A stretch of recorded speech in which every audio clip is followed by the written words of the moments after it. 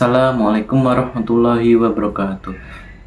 Saya Muhammad Rizky Dwi Arifki dari kelompok 2. Di sini saya akan memaparkan materi tentang perjanjian perdagangan global.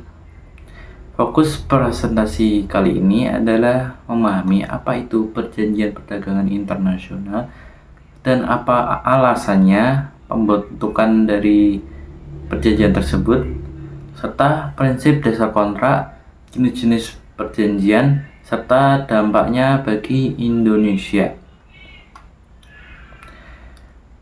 Baik, langsung saja ke materi yang pertama, yaitu perjanjian perdagangan internasional adalah perjanjian tertulis antar negara di bidang hukum publik yang diatur oleh hukum internasional.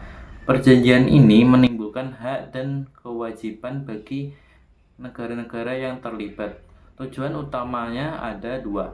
Yang pertama, meningkatkan akses pasar produk dalam negeri ke luar negeri. Yang kedua, menjaga dan melindungi kepentingan nasional.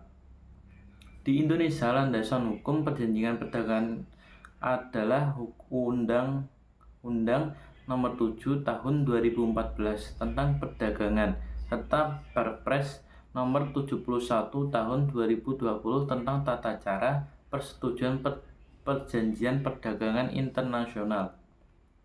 Ada beberapa alasan mengapa negara membuat perjanjian perdagangan. Dari sisi ekonomi, perjanjian dapat menghapus hambatan-hambatan dagang sehingga kegiatan ekspor-impor jadi lebih efisien. Selain itu, negara bisa membuka pasar baru, memperluas rantai pasok global, dan memberikan produk lebih murah pada konsumen.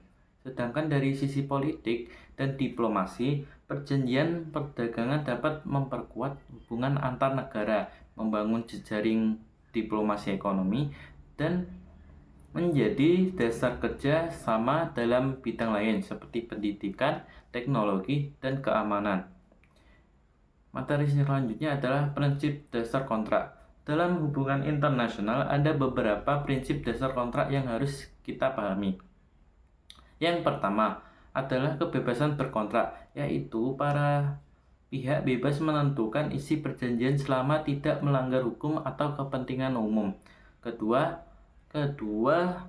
pacta sunt servanda, yang berarti siap berkontrak, yang berarti setiap berkontrak yang sudah ditandatangani wajib dijalankan dengan itikat baik. Yang ketiga, arbitrase, yaitu mekanisme penyelesaian sengketa internasional yang biasanya lebih cepat dan efisien dibanding pengadilan.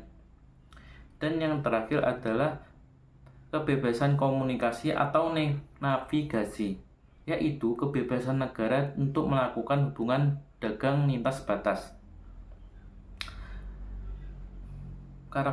Dan materi selanjutnya adalah karakteristik kontrak dagang. Kontrak dagang internasional memiliki beberapa karakteristik, antara lain mengikat secara hukum layaknya undang-undang, dibuat berdasarkan kesepakatan tanpa paksaan, memuat hak dan kewajiban yang jelas, dan selalu memiliki tujuan bisnis. Kontrak ini juga bersifat formal dan tertulis untuk mencegah salah paham serta harus memenuhi syarat sah perjanjian. Jika salah satu pihak melanggar, maka ada konsekuensi hukum yang harus ditanggung. Selanjutnya, jenis-jenis perjanjian. Yang pertama, perjanjian bilateral, yaitu perjanjian antara dua negara. Contoh IACPA antara Indonesia dan Australia, serta IJPA antara Indonesia dan Jepang. Keunggulan perjanjian bilateral adalah lebih fleksibel dan hasilnya lebih spesifik karena melibatkan sedikit pihak. Kelemahannya, pasar yang dijangkau lebih kecil, namun manfaatnya cukup besar seperti transfer teknologi dan peningkatan kapasitas sumber daya manusia.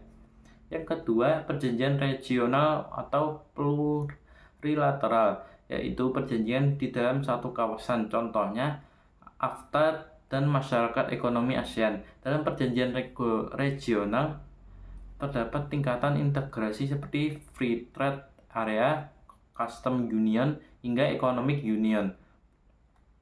Yang ketiga, perjanjian multilateral, yaitu melibatkan banyak negara lintas kawasan. Sepertinya terbesarnya adalah WTO. Dalam WTO ada prinsip MFN, yaitu semua negara diperlakukan sama, dan nasional treatment, yaitu produk impor harus diperlakukan setara dengan produk lokal. Yang keempat, mega regional dan preferensial. Contoh mega regional adalah RCEP yang mencakup negara ASEAN, Cina, Jepang, Korea, hingga Australia. Sedangkan PTA atau Preferential Trade Agreement adalah perjanjian yang memberikan tarif lebih rendah pada komoditas tertentu. Sebagai penutup, perjanjian perdagangan global membawa peluang besar bagi Indonesia, terutama dalam membuka pasar yang lebih luas. Namun, hal ini juga menuntut kesiapan industri, regulasi, dan UMKM agar mampu di pasar internasional. Sekian presentasi dari saya. Terima kasih atas perhatiannya. Wassalamualaikum warahmatullahi wabarakatuh.